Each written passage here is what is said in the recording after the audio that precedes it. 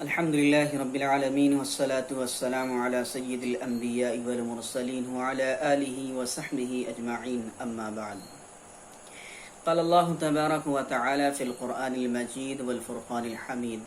من كان يريد حرث الآخرة نزيد له في حرثه ومن كان يريد حرث الدنيا نؤتيه منها وما له في الآخرة من نصيب. صدق اللہ العظیم. میرے محترم بزرگوں اور دوستو،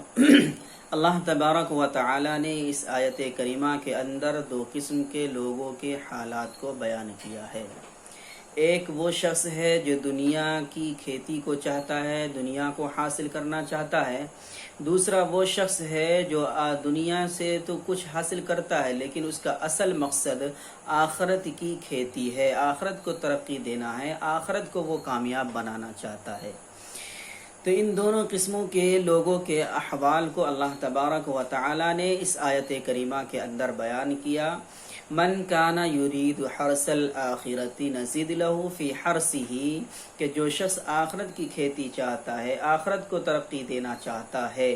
وہ یہ چاہتا ہے کہ ہماری جو اصل زندگی ہے اس دنیا کے فنا ہو جانے کے بعد، یعنی اللہ تبارک و تعالی کے یہاں پہنچنے کے بعد، آخرت کے بعد جو ہماری اصل زندگی ہے وہ زندگی ہماری اچھی گزرے. تو اللہ تبارک و تعالی نے ایسے شخص کے بارے میں فرمایا کہ نزید لہو فی حرثہ، کہ جو یہ کوشش کرتا ہے کہ میری آخرت سنور جائے، میرا رب مجھ سے راضی ہو جائے، خوش ہو جائے، تو اللہ تبارک و تعالی اس کی اس کوشش کے اندر، اس کھیتی کے اندر اضافہ کرتا ہے. اور دوسرا وہ شخص ہے جو دنیا کا طالب ہے، دنیا کو حاصل کرنا چاہتا ہے، وہ یہ چاہتا ہے کہ ہم پوری دنیا کے مالک بن جائے، دنیا ہماری قدموں کے اندر آ کر کے گر جائے. ایسے شخص کے بارے میں اللہ تبارک و تعالی نے ارشاد فرمایا: من کان یرید حرث الدنیا نؤتیہ منہا، کہ وہ اپنی پوری زندگی جس کو حاصل کرنے میں گزار دیتا ہے، کھپا دیتا ہے، اللہ تبارک و تعالی اس کی اس کوشش میں جس کو اپنی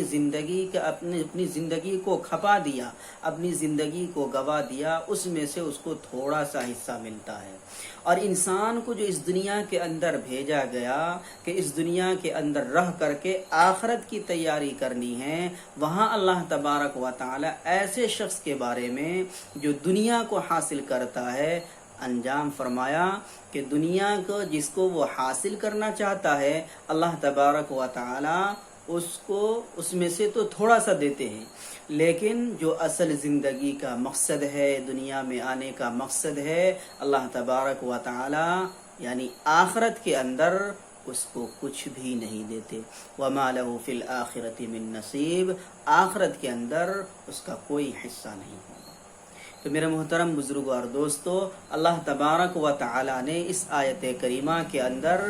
دو قسم کے لوگوں کے احوال کو بیان کیا. اب ہمیں اور آپ کو چاہیے کہ ہم اور آپ خود اپنے دل کے اوپر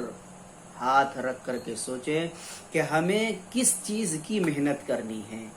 کیا ہمیں دنیا بنانے کی محنت کرنا ہے یا آخرت بنانے کی محنت کرنا ہے؟ آگے اللہ تبارک و تعالی قرآن کریم کے اندر ایک دوسری جگہ ارشاد فرماتے ہیں کہ اگر کوئی شخص اللہ کی رضا جوئی کے لیے، اللہ کو خوش کرنے کے لیے، اپنی آخرت کو ترقی دینے کے لیے اگر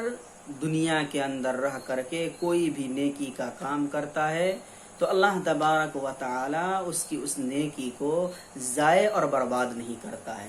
اللہ تبارک و تعالی ارشاد فرماتے ہیں: من جاء بالحسنۃ فلہ عشر امثالھا، کہ جو شخص ایک نیکی کرتا ہے،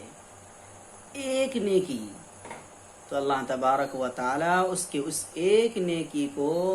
10 گنا بڑھا دیتے ہیں. یعنی اگر ایک نیکی کا کام کیا تو اللہ تبارک و تعالی اس کو 10 نیکی کرنے کے برابر ثواب دے گا،